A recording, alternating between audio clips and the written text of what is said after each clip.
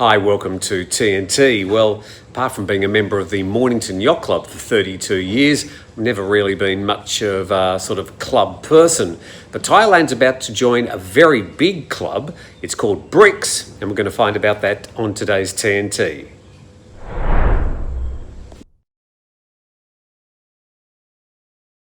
Hi, welcome to the Tuesday program, and we'll get to that brick story a little bit later. Welcome to my bedroom. At least it's nice and quiet in here, and we can get the program done without too many interruptions. Now, there has been a few changes for Thai Airways, some changes to flights, which I'll get to in a moment, as well as this. Thai Airways announces ban on power bank usage on flights starting on March the 15th, so in 4 more days. Thai Airways International is announcing that for passenger safety, the use and charging of power banks, that's spare batteries, will not be allowed during flights. And they cite several international airlines, including Air Busan from South Korea, that have already implemented similar measures, prohibiting passengers from storing power banks in luggage compartments and allowing them only to carry them in hand luggage without charging them during the flight. And they say the new rule aims to prevent the risk of power banks catching during flights. So you can still take your power bank on a Thai Airways flight, but it can't go in the checked luggage. It can only come on the plane in your hand luggage, but you can't use it during the flight. So just another one of these things we'll have to get used to. And now there have also been some other problems for Thai Airways, and I imagine other airlines coming out of Germany yesterday and today. And this one was announced on the Thai Airways website, Thai Airways flight cancellations and reschedule. And so flight cancellations from Bangkok to Frankfurt, and this happened on the 9th and 10th of March, and there's a list there of flight reschedules.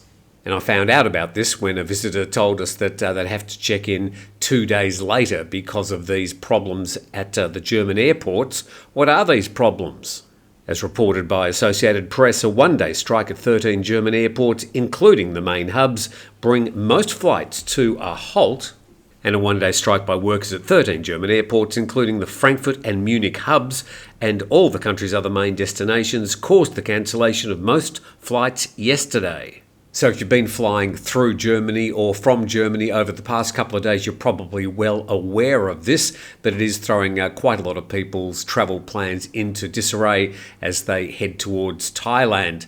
More disarray, this time up in good old Pai, and it also marries with the story about people not exactly sure what they can and cannot do with cannabis here in this country. 4 foreign tourists fined for smoking cannabis on Pai Walking Street, and this is in the province of Mae Hong Son.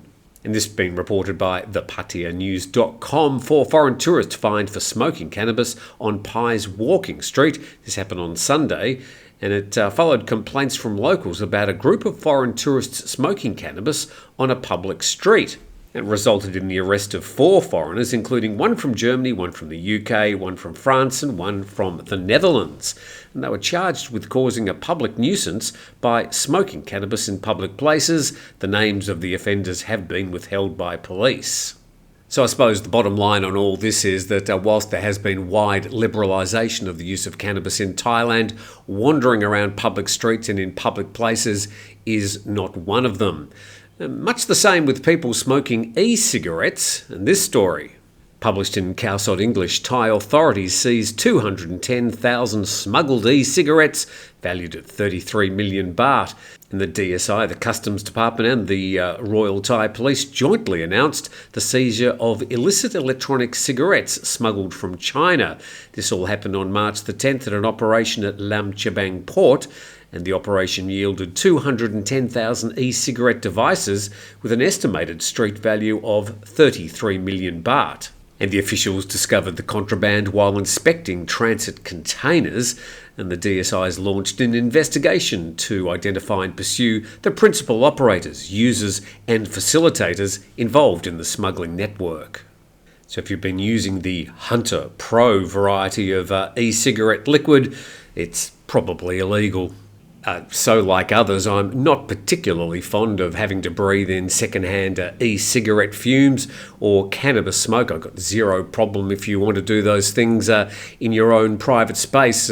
I just don't really want to be breathing it as well.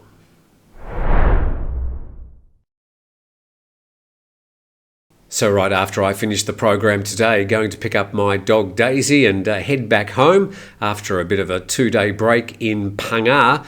Hopefully she's going to be okay. We've got a few months of recuperation, but thank you to all the kind messages. Yes, we do love our pets.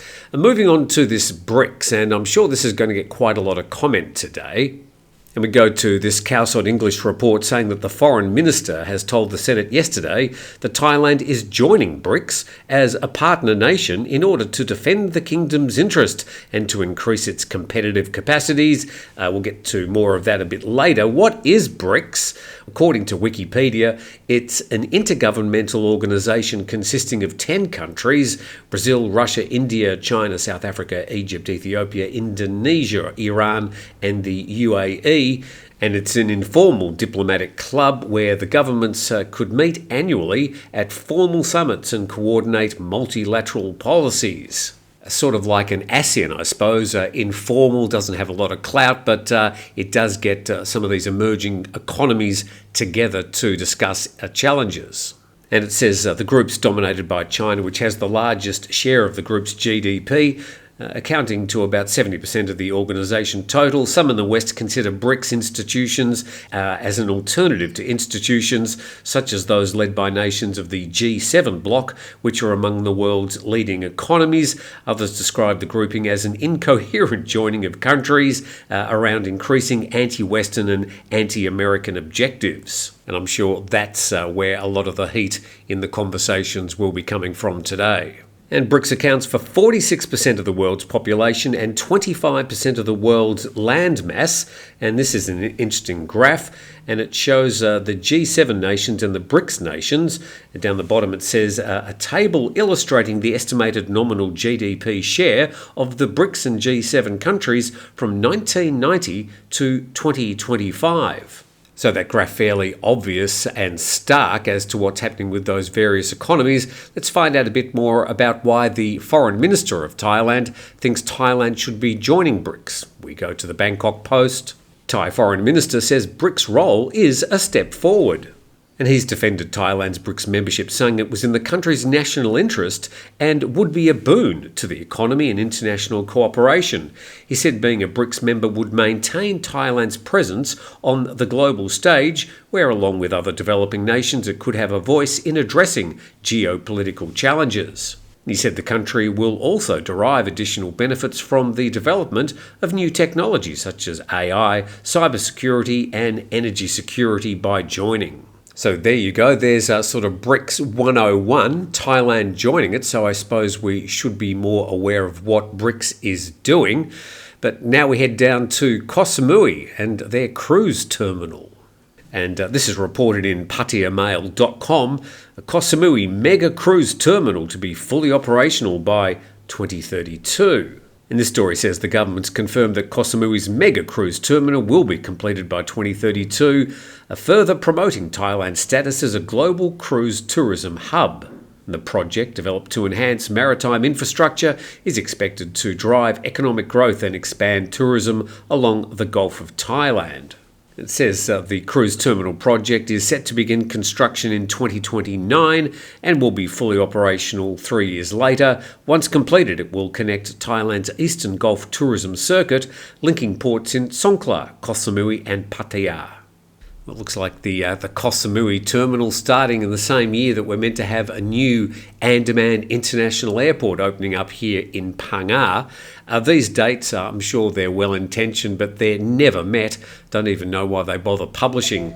They should just say, sometime in the future. Anyway, thanks for dropping in today. Hopefully you're a bit more informed about some of the stories happening in Thailand. I look forward to being back in my own bed tonight and reporting from my own house tomorrow. Please subscribe to the channel, and we thank you for dropping in.